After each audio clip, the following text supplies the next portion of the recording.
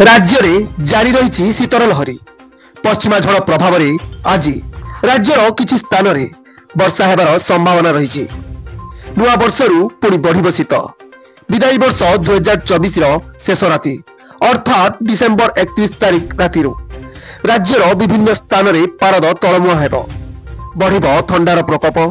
आसंता 3 तारिख पर्यंत पाग सुखिला रहिब एभली पूर्वानुमान करिछि पाणीपाग विभाग। पाणीपाग विभाग कहवा मुताबक दक्षिण ओडिशार कलाहांडी, कंधमाल, कोरापुट और मालकानगिरी गोटे किंबा 2टी स्थान में हालुकारु मध्यम धरणर वर्षा होई पारे।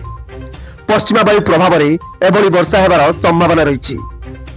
तेबे शनिवार ठारू राज्य में कौन स्थान में वर्षा होई नहीं।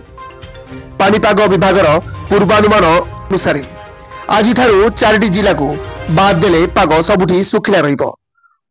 2 दिन परे राति तापमात्रा 2 ରୁ 4 डिग्री पर्यंत ह्रास पाइब। आसंता 3 तारिख पर्यंत पाग सुखिला रहिब बोली पाणीपाग विभाग पूर्वानुमान करिछि। 31 तारिख राति रे भुवनेश्वर तापमात्रा 13 डिग्री को ह्रास पाइबा नहीं पूर्वानुमान करिछि पाणीपाग विभाग। सेहीपरि फुलबाणी तापमात्रा 14.4 डिग्री पर्यंत खसिपारे बोली पाणीपाग विभाग कहिछि। वर्षा कमिबा परे राज्य में शीतर मात्रा बढ़ी। दारिंगबाड़ी में तापमात्रा 11 डिग्री रेकर्ड होइछि।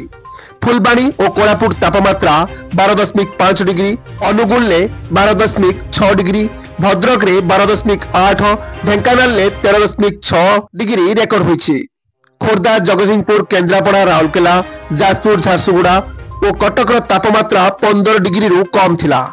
ब्यूरो रिपोर्ट, दशबजा टीवी।